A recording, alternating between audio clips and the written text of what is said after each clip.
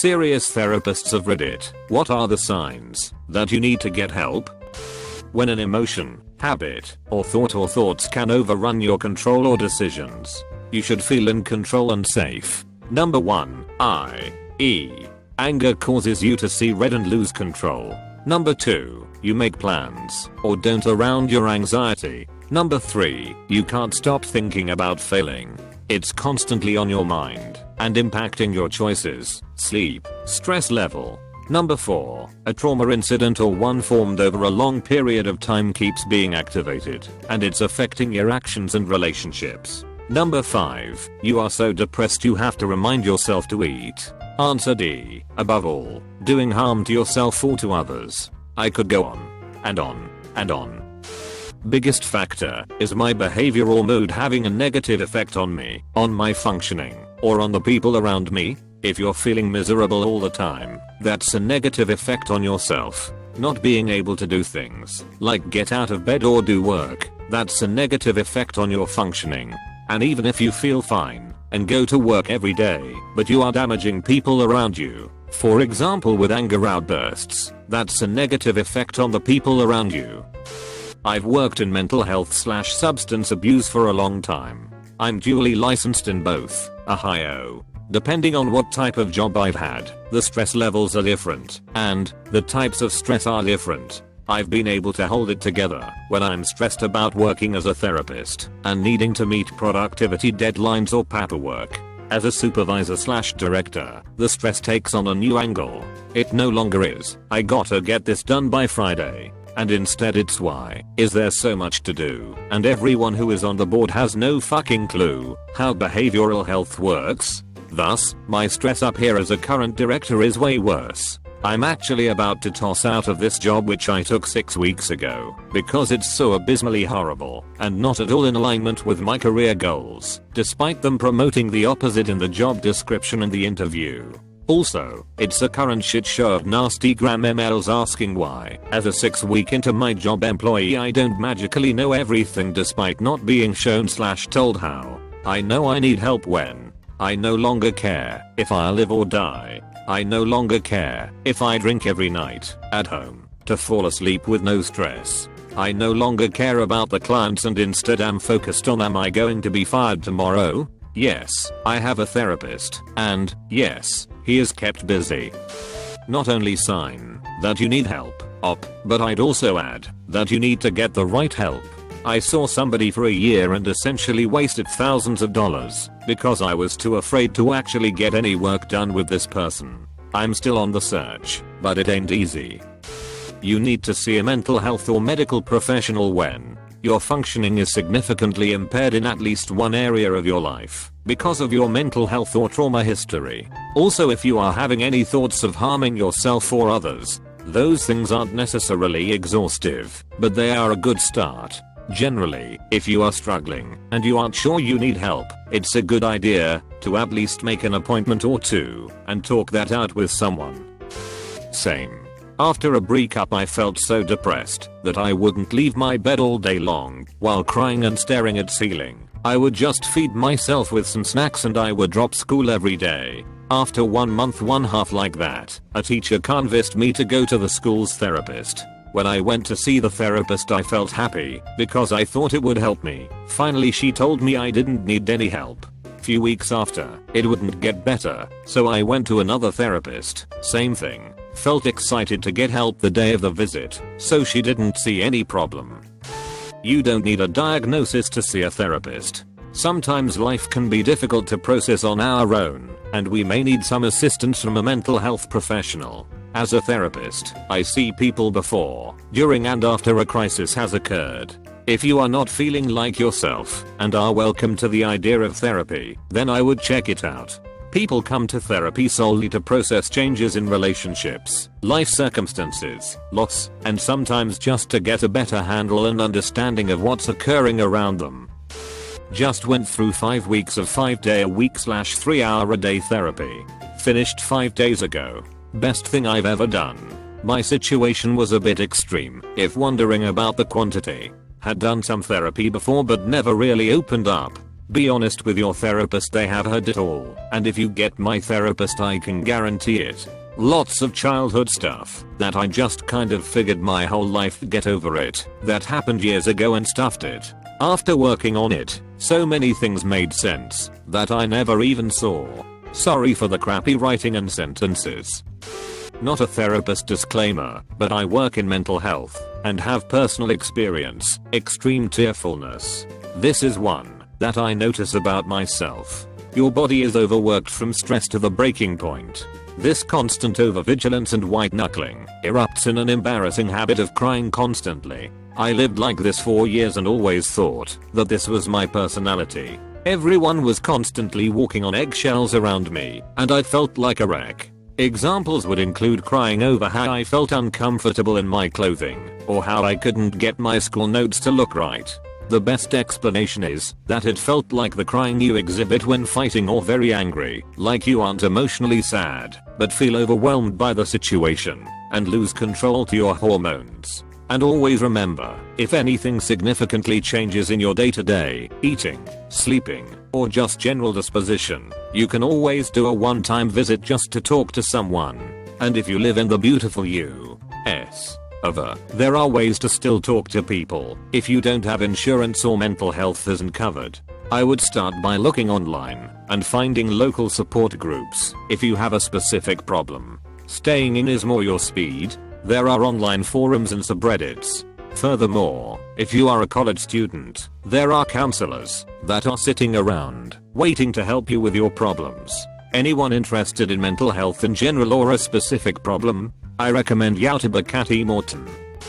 I know it's not the question at hand, but should I go see someone if I feel healthy and live a healthy lifestyle where I'm active, but every night I go to bed, I sleep on my side? I've noticed I think about either using a knife to cut the skin down my neck under my ear, or jumping out my 5-story window to see if I can clear the roof in service, or thought process of actually lunging at someone with a sword. It's never imagined the cut or the blood, just the action. It's also not the intention about ever killing or injuring myself or others. I've noticed it's when I'm just about to fall into a deep sleep. It's very hard to explain, but I don't see a reason to go talk to anyone every time I have some type of weird brain activity. I guess it's the answer is, if you have to ask, go see someone. I just want to add that, even if you don't need help, you can still really benefit from it. Beyond a lot of the really drastic scenarios here, there are tons of seemingly mundane reasons that are perfectly legit reasons to talk to a therapist. Unhappy with your job and stressed that you have had trouble finding a new one. Not much luck in romantic relationships and unsure why. Can't focus at work because you're always distracted thinking about unimportant or unrelated things. Get really stressed out whenever you go to parties or social gatherings. Spend all weekend thinking constantly about that seemingly great date from last week and how he never texted back, and you're not sure what's wrong. These may not all be signs you are in need of a therapist, but you may well find that seeing one will help you out. Sometimes you might learn new things about yourself, or get some unique perspective about your life, or what is bothering you. Just go in for a session or two and see what happens. Don't make the mistake of thinking your problems are not important enough to warrant wanting to talk to a professional. This is specific to my experience, bipolar 2, but I figured I'd share in case this helps anyone. Disclaimer, not a therapist. I had experienced episodes of depression, but had no concept of what mania looked like or felt like. So by the time I realized what was going on, I had done a lot of damage in my personal and professional life. Some of the warning signs I completely missed. People in my life were suddenly more concerned about me than usual. Acquaintances, coworkers, and classmates remarked that I seemed odd. A typical manic response to this is you don't know me, or I finally have the confidence to show my true self. This is a good thing. Sudden change of appetite. I became so engrossed in projects and obsessions that I lost about 20 pounds in a few weeks. Very aggressively standing up for your beliefs/politics. This can obviously be good to an extent, but I publicly hurt a lot of close friends, family members, and wrote it off as activism. There's a lot more symptoms, like hypersexuality, racing thoughts, jumping from one grand project to another. but I was too distracted by the high of the mania to even notice a change. I eventually got help after seeing an animal control van in my neighborhood and interpreting it as a threat from the government that my cat would be taken away if I continued to grow more powerful. Yep. Thankfully, that's what clicked for me, that my behaviors and thoughts were irrational, and I ended up getting help from there. Mania is hard to recognize in yourself, but I think it would have been less destructive in my own life if I was more educated about its symptoms. So please, get help if any of this sounds like you. And for God's sake, take your dang meds. Let's see. $90 per hour for 3 times per week for 52 times per year for at least 5 years. Anyone have $70,200 I could borrow? Geez, the amount of money. This is stressing me so hard. So depressed, I can't get out of bed or move, thinking about how much this would cost. I'm in a downward spiral now, thinking about the money. I know I might need some mental help, but to be fair, when I tried to talk to a professional, they assigned me a woman who told me that my pet birds died because they felt my pain and took that pain from me into the universe. Also, I was telling her about how my mother abandoned me. Her response was, sounds like you feel abandoned. Yeah, that's because I was actually abandoned. After she told me about the bird thing, I just politely waited for the hour to be over, told her I'd make an appointment with reception for next time, and then proceeded to never call. She was part of my house doctor's team, general practitioner. Some signs that you really should get help. You do not feel you can keep yourself or others safe. You are hearing or seeing things that other people don't hear or see. Your distress has risen to such a level that it is significantly impairing your functioning. E.g., your depression or anxiety makes it difficult to go to work, and therefore you're having trouble supporting yourself. I also want to add that, just because you don't need to get help, doesn't mean therapy won't be beneficial. Just like you don't need to have a heart attack to go to the doctor, you don't need to have a crisis to go to therapy. If you're experiencing sadness, anxiety, or other symptoms that you think might go beyond the everyday ups and downs of life, if you're experiencing a stressful situation, e.g., life transition, discrimination, trauma, or if you're in the process of exploring who you are or your identities, e.g., LGBTQ people in the process of coming out, you may find therapy to be helpful. If you're wondering whether you might benefit from therapy, there's a good chance that you might find therapy to be helpful. How exactly does one ask for help? If I go to a therapist, they can provide talk help, but may not provide a diagnosis. If I go to a psychiatrist, they can diagnose and prescribe medication if needed, but can't always provide talk help. I've spent the last 20 years of my life battling severe anxiety, stress, and some depression. Anti-anxiety medication helps, but I'm a frequent insomniac or even a frequent overly heavy sleeper. How exactly do I book an appointment with a psychiatrist and not appear like I'm just after a drug prescription, but rather an actual diagnosis? Seriously, I think every therapist needs to see a therapist, no matter how they feel. Things can creep up, and it's even more imperative as therapists that we seek help and continuously check in with ourselves. You have to put your oxygen mask on when a plane is going down before you help others with this. Same concept. I think we all need therapy, no matter what mood.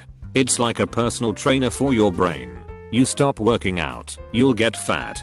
You stop checking your emotional temperature, and you'll turn around one day and realize how far gone you are. It's really good to see a therapist. Even if you're happy, it's just healthy to have someone to hold you accountable and dig into anything that can be hiding at your core. I see a therapist, and I met her at the happiest time of my life. I had already seen counselors for my past trauma, but now my sessions are more uplifting, positive and fun. However, I won't stop seeing her. She checks in with me to make sure I'm good, so I can be an even better therapist to my clients. I'm not a therapist myself, but my therapist once told me that if you start to notice yourself neglecting your basic hygiene routines, this is a major red flag. It could even be as simple as ceasing to brush your hair for consecutive days if you have longer hair, or skipping showers. Anytime you're feeling afraid, anxious, nervous, more sad than usual, and overall, just not feeling like yourself, you feel like you need to talk. Because you're alive. Everyone needs a therapist, like everyone who drives a car needs an oil change every so often to make sure things keep running smoothly. If you are isolating on a regular basis, if you have persistent negative or harmful thoughts, addiction issues, inability to regulate your own emotions, also negative self-talk, we talk to ourselves way worse than any person could. A good rule of thumb as to whether a behavior or symptom should be checked out is the same we use to determine a diagnosable disorder. If it causes impairment in one or more areas of life, the range of what is normal is huge. But if something keeps you from going to school or work, keeps you from maintaining basic hygiene, from maintaining your friendships, familial relationships / romantic relationships, it's causing impairment and you should seek help. Research psychologist checking in. If your toddler is doing socially unusual behavior such as not responding to name, not responding to a social smile, not pointing / using gestures, using your hands / arms as if they were a tool or extension of their body, engaging in repetitive behaviors, not responding to your use of gaze to direct their attention to distal objects, check with the pediatrician about getting assessed for autism spectrum disorder. Therapist here. If you grew up with or currently are a part of a family where the whole family has to work to keep one or more members of the family in a good mood or appeased, that's not healthy. People are in charge of their own feelings. It is not your job to appease others so that they can emotionally regulate themselves. Shadow people. One question we asked was if they ever saw, heard or smelled anything others didn't. This came up more often than you might think.